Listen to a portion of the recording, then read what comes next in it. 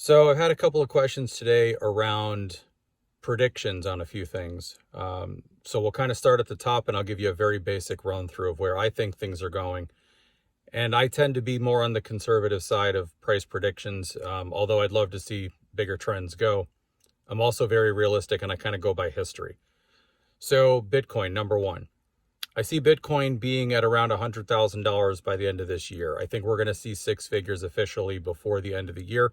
I think that after Trump gets elected fully in January, and he's actually sworn in, I think you'll see the end of January start to be a stronger rally for Bitcoin in general.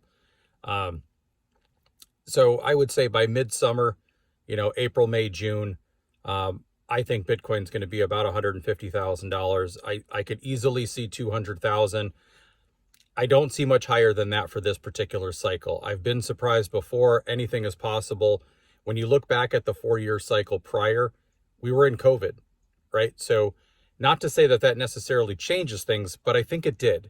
I think the amount of people that were willing to put money in and pay attention to crypto in 2020, 2021 kind of got pushed aside. I don't think it really went well for a lot of folks. I almost feel like it was just delayed. So people were scared about what the future was going to hold. They certainly weren't putting a lot of money into investing and things like that. So I really strongly think that Bitcoin should have gone higher back in 2021. So there's a definite chance you could see 2, 3, 4, 500,000 this summer, but I just don't think so. I think that in the next 4-year cycle in 2028, that's when I see us hitting 500,000 to 1 million. But that's all going to depend on how well the government actually does some sort of a reserve of Bitcoin. I mean, there's a lot of different variables to that, but that's kind of what I see happening in terms of Bitcoin.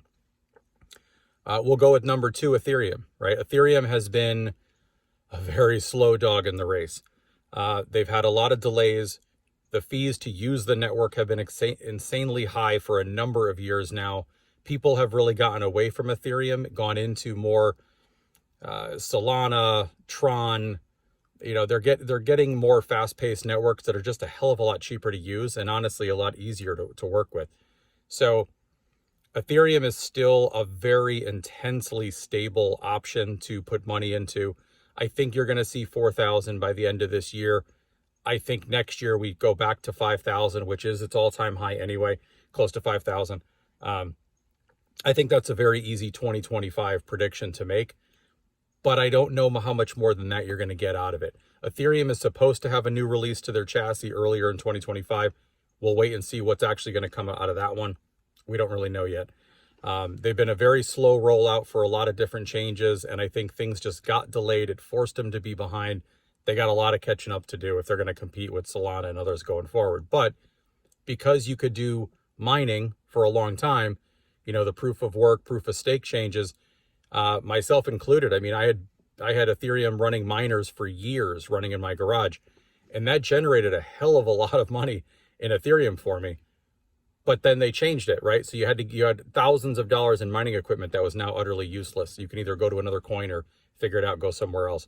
So I think Ethereum has a little bit of a catch up to do, but if they do roll out some new features, they get their gas fees down and things actually start really going well, then I can easily see, Ethereum kind of getting up near a 5, 6, 7,000 range. I just don't see much higher than that, at least in this cycle. There just hasn't been real emphasis on it. It's been a real slow kind of burn.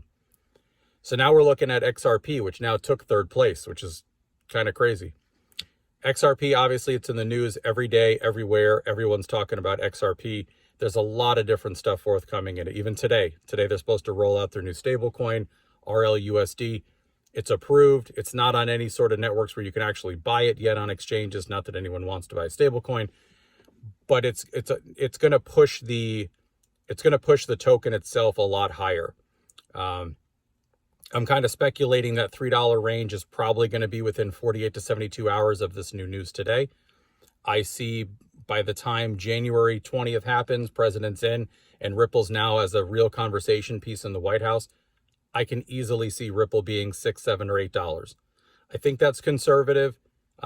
Too many people out there are widely speculating it's going to be $10, $100. I've seen people say 10,000.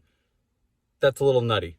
I don't see a $10,000 Ripple coin, at least not for many, many years until it's actually got a proven, transition. You can use the monetary system to transfer money across the globe. Once it starts to get implemented, maybe. Right now, it's still a pipe dream in the works. But again, you're going to see a 3-4x on it, I still think, from here. From here, I look at Solana. Solana's been my main staple for probably the last 12 months. I've put a lot of effort, a lot of money into Solana. I'm a big holder of it. I'm also a big believer in the network, the protocols, how it works. I think it's superbly efficient at times. They've had a few outages where apparently when you go to try to buy it or sell it on exchanges, it's been down. With that said, though, I still think they're a better platform than Ethereum. And yet you look at the comparison where Solana is trading at $250 and Ethereum is $3,700. I think Solana's got room to grow. So I'm looking at Solana probably being around 1,000 next year. Now that's, again, if Bitcoin hits the 150 mark, I think if Ethereum gets to that 4,000 mark, I think you're going to see Solana 500, 600, 700 without a problem. I could easily see 1,000 next year for Solana. So those are kind of like my top cryptos that I'm focusing on, at least for the next few months. I got a ton of investments in other smaller altcoins and everything else, the meme coins and all the other fun stuff. I'll do some future videos on that, but just kind of giving you a basic update of where I honestly see price predictions coming through. Feel free to comment if you think it's going to be different and why. I'm not here to shoot down anyone's ideas or thoughts on it. Honestly, these are predictions. I'm not Nostradamus. We all got this stuff to figure out. But when I start to look at the bigger picture and things and having a more conservative look, because crypto's been really wild at times, and there's just times it sits and waits. So we shall see. On to the next.